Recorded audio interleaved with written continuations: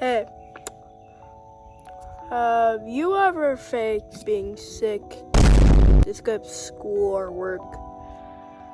You might have said yes to this question. After all, 50% of all Americans have fake diseases.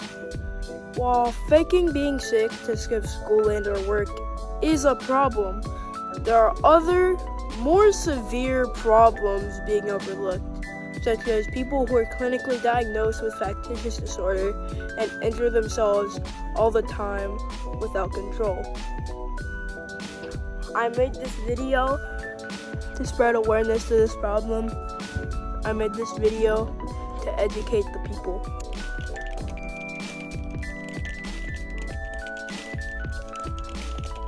Okay, now what is factitious disorder? Factitious disorder, according to Mayo Clinic, is a serious mental disorder in which someone deceives others by appearing sick, by purposely getting sick, or by self-injury. There is also factitious disorder imposed on another, which is where one does the same actions of someone with factitious disorder, but on other people. Now, that isn't something I want to talk about, but people have been killing themselves and seriously injuring themselves because of their want for sympathy. There's a case of a woman called Miss A, who was a middle-aged woman and attempted suicide by swallowing 2 batteries in part of a TV antenna. Before she was discharged, she showed signs of factitious disorder and was forced to stay in the hospital for 3 months. When she was released, she said she would kill herself by starvation and was forced to go on a feeding tube. Imagine if this happened to someone you knew. What would you think?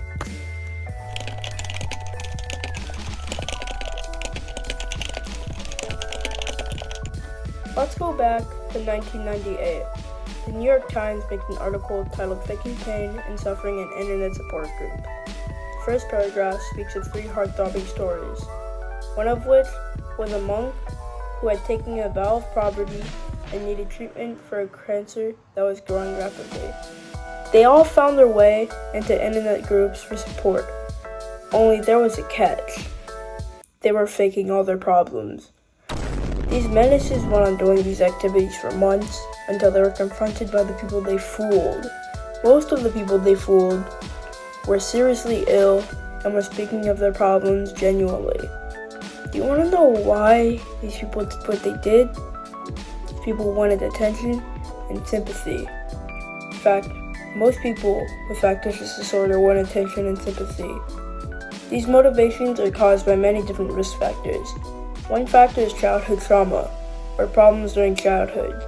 This could go from the loss of a loved one at a young age to sexual or physical abuse. Another risk factor could be the experience of an illness and the attention of it afterwards.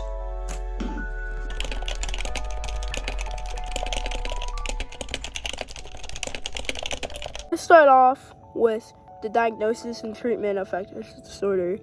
Alright, factitious disorder is a disease where you fake illnesses. And due to dishonesty and other factors, it is hard to diagnose factitious disorder. And in some cases, some severe cases, people with factitious disorder need to be sent to psychologists or psychiatrists. These psychologists and psychiatrists use different tools and lab imagery. Physical and psychiatric issues are out of the picture since they want to look at your personality. This makes it a lot more confusing to diagnose since the psychiatrists need to sort out what is fake. People with factitious disorder are willing to take tests for other diseases. This is not the case for factitious disorder tests, and this is one of the reasons why outlook of recovery is poor. Now, let's talk about treatment. Psychotherapy is a type of counseling and is the main treatment for factitious disorder. Main focus of psychotherapy is thinking and behavioral treatment. This is meant to cope with stress and develop coping skills and addresses different mental disorders and issues. Family therapy is also helpful since it helps your family learn about factitious disorder. My God, bro. Oh, man. Hey there. I am but a lowly little potato from the motherlands, and I am here to tell you that we eat vegetables. That's right, corn, mediocre. Carrots, I don't like the color orange. Yes, I wore the wrong outfit today. Tomatoes aren't even a real vegetable, alright? We come in so many different shapes and sizes, like potatoes, baked potatoes, mashed potatoes, potato chips, french fries, and whatever the hell potato salad is, alright? We are the most superior vegetable ever. Potato. Eat it, fry it, eat it again. Yeah, so when do I see my family?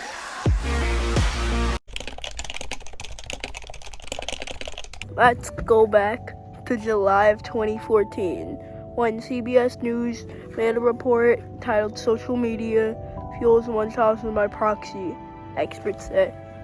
In this report, CBS News spoke about a woman named Lacey Spears, who was 26 when they wrote the article, and was accused of poisoning her son with salt.